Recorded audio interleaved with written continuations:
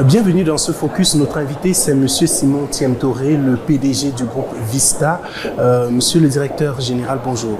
Bonjour, comment allez-vous? Je vais très bien. Nous sommes en marche de l'IATF, la foire du commerce intra-africain organisée par Afreximbank.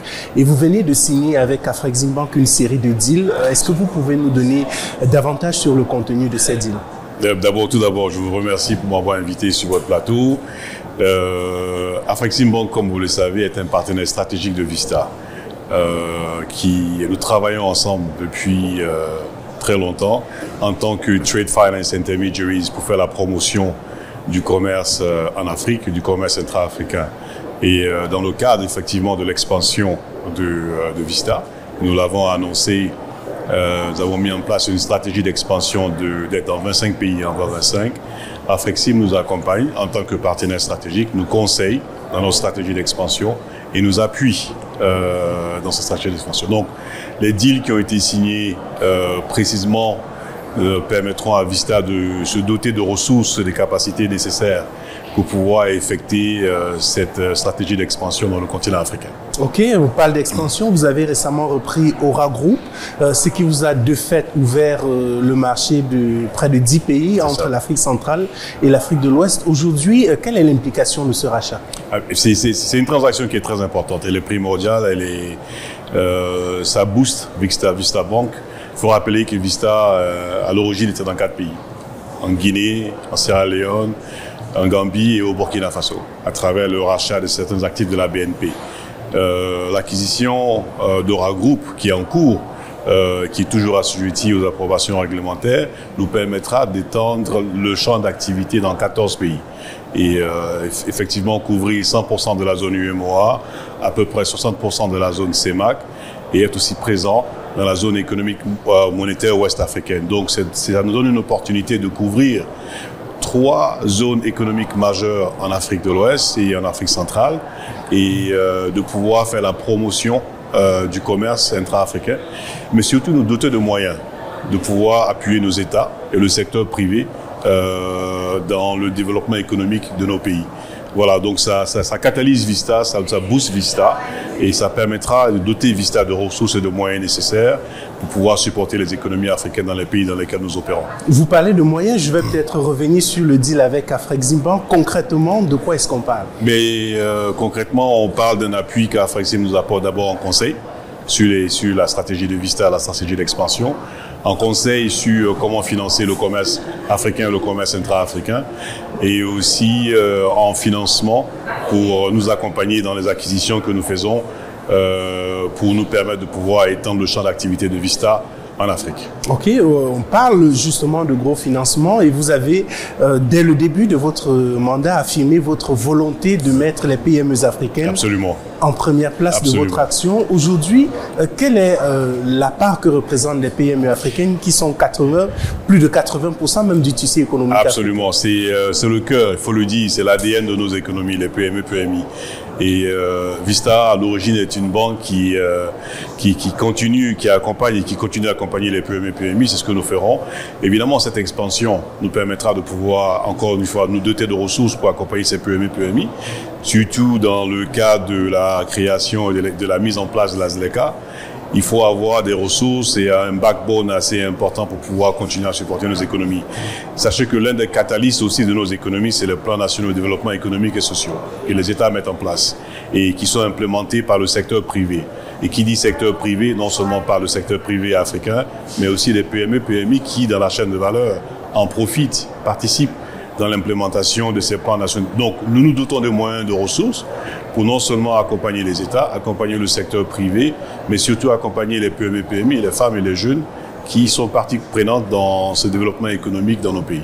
Vous parlez d'accompagner les femmes et les jeunes, ça représente aussi un véritable levier, mais seulement il y a un problème d'accès à la ressource. Pour obtenir un crédit, lorsqu'on est jeune, des garanties, on ne les a pas. Comment est-ce que vous contrôlez cela? Écoutez, dans ce cas, ce que nous avons mis en place, c'est très concret. Nous avons dédié une enveloppe de 150 millions de dollars pour financer des projets de femmes ou des projets qui sont portés par des femmes ou des projets où les femmes sont dominantes dans l'entreprise qui sera déployée sur 2 ans. Déjà, nous avons déployé près de 30 à 40 millions de dollars en Guinée, au Burkina Faso et en Gambie et en Sierra Leone. Nous continuerons sur cette même tangente. Dans le même cadre, vous verrez très bientôt le lancement d'un produit jeune qui permettra à la jeunesse de pouvoir accéder à des comptes bancaires à zéro coût et pouvoir promouvoir l'inclusion financière de cette jeunesse-là et leur donner le moyen de pouvoir en fait accéder aux services bancaires de Vista et ça nous permettra de mieux les connaître et de les accompagner dans leurs entreprises et dans ce qu'ils feront en fait comme business. Parce qu'aujourd'hui, il faut le dire que l'Afrique a une richesse, c'est la jeunesse, qu'on appelle le dividend demographic. Et il faut accompagner cette jeunesse pour pouvoir en fait faire de l'entreprise, les accompagner dans tous les domaines qu'ils veulent le faire et nous nous engagerons auprès de cette jeunesse pour pouvoir les supporter dans tous nos pays d'opération. Donc très prochainement, vous verrez ce lancement de ce produit jeunesse et qui est très innovant et qui va promouvoir l'inclusion financière au niveau de la jeunesse et qui nous permettra de les accompagner. Voilà, vous parlez des initiatives en faveur des PME, mais il y a également des grandes entreprises africaines. Absolument. Les PME, les besoins ne sont pas très élevés en termes de financement, mais ces champions industriels africains, ils en ont besoin énormément également. Absolument. Comment est-ce qu'à votre niveau également, vous parvenez à résoudre? Mais avec Afreximbank, ce que nous avons mis en place, c'est une promotion, c'est un support des champions africains, des Afro-champions comme on les appelle. Et l'idéal pour nous, c'est que, et ça c'est notre pli auprès de nos pays qui font la promotion de leur plan national de développement économique et social. C'est le blueprint du développement économique de nos États. Et pour nous, nous pensons que les industriels africains peuvent l'implémenter. Et autant se peut qu'on leur donne l'opportunité de le faire, nous en tant que banque locale, Vista Bank, nous sommes prêts à les accompagner en mettant en place des financements structurés pour permettre à ces industriels africains, quel que soit le domaine, dans les infrastructures, dans l'énergie, dans l'agriculture, dans l'eau, dans les ports et tout ça, et pour pouvoir en fait implémenter nos plans nationaux de développement économique et social. C'est la seule façon de pouvoir en fait créer des champions africains et qui aussi feront participer dans la chaîne de valeur les PME, PMI. Voilà, c'est très important donc que vous mentionnez ce point-là. Il faut donner l'opportunité aux champions africains et nous, banques locales, nous sommes prêts à les accompagner. Justement, c'est l'une des priorités également que vous avez annoncé en début de votre mandat, créer des champions locaux. Une question comme ça, peut-être c'est encore trop tôt, mais à quel niveau est-ce que vous en êtes sur ces champions? Mais on supporte beaucoup de champions africains. Je vous donne un exemple. Aujourd'hui, nous sommes en train de travailler sur un financement structuré en Guinée pour supporter le gouvernement guinéen dans le financement de certaines routes infrastructures stratégiques et qui sont portées par exemple par 3 constructeurs guinéens qui sont Guiter, Begec et Gicopress. Et c'est pour nous un exemple par exemple de pouvoir leur apporter derrière un financement de plus de 500 millions d'euros pour leur permettre de pouvoir financer des routes qui sont primordiales pour pouvoir... au Burkina Faso, c'est pareil. Nous avons mis en place des financements structurés pour pouvoir supporter l'État dans des routes. Vous savez, le Burkina Faso est un pays enclavé. On a des routes qui permettront de pouvoir faciliter le commerce entre le Burkina Faso et la sous-région. Et dans ce cadre-là aussi, c'est des entrepreneurs locaux qui portent les projets. C'est des infrastructures routières de près de 250 millions de dollars. Voilà. Donc, en général, ces projets avant... Dans les années passées, étaient portés par les entreprises étrangères. Aujourd'hui, il y a des entreprises locales qui ont la capacité d'exécution.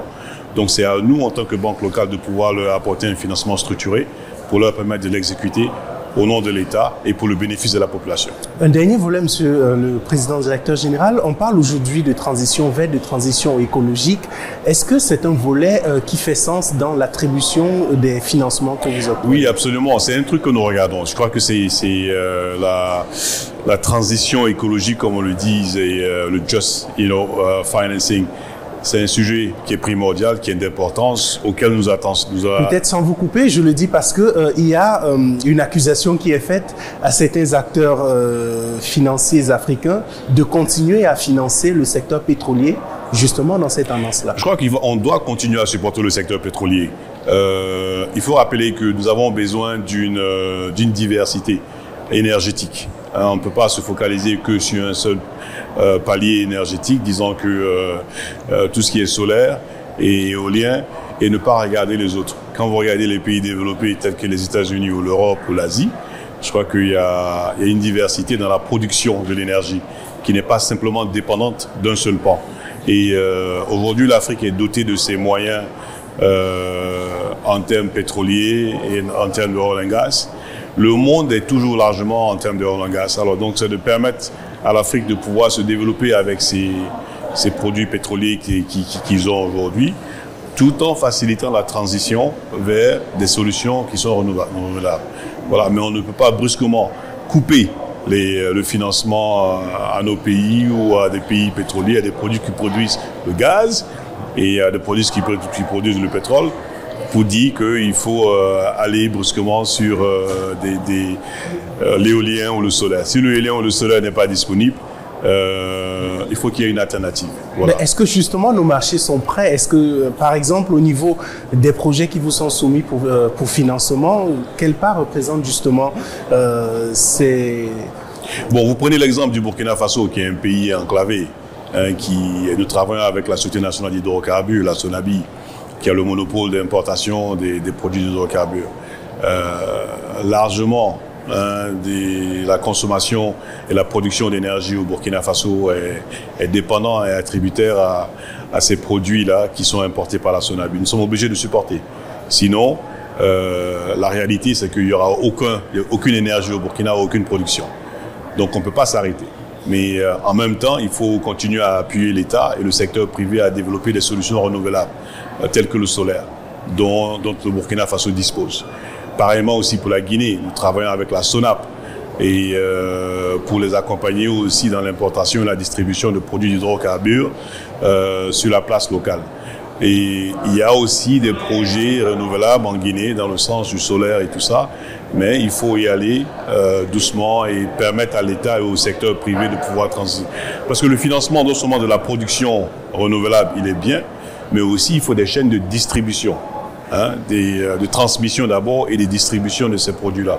Donc c'est tout un pan à financer, à refinancer, à remettre en place et il faut un programme pour pouvoir le faire sur une longue durée. Mais nous sommes engagés sur ça. Nous continuerons à appuyer les États d'abord sur leurs besoins immédiats et ensuite sur leurs besoins futurs dans ce sens-là. Ok, on va finir où on a commencé. L'expansion de Vista Group désormais. Dernièrement, c'était Orabank. À quoi est-ce qu'on devrait s'attendre au cours des prochaines années? On vous a annoncé les couleurs, c'est 25 pays en 2025. Donc, notre ambition, c'est d'être un grand groupe bancaire panafricain. Nous sommes en train de faire une expansion en Europe et aux États-Unis également. Et dans le même cadre, pour pouvoir continuer à financer les économies africaines, de pouvoir faciliter les flux entre l'Europe, les États-Unis et l'Afrique et le commerce intra-africain. Donc, il y aura certainement des transactions, des deals qui seront annoncés très très bientôt. Et quand ce sera prêt, on vous le fera savoir. Merci beaucoup, monsieur. C'est moi qui vous remercie. C'était le PDG du groupe Vista qui était notre invité. Restez sur Vox Africa. Merci.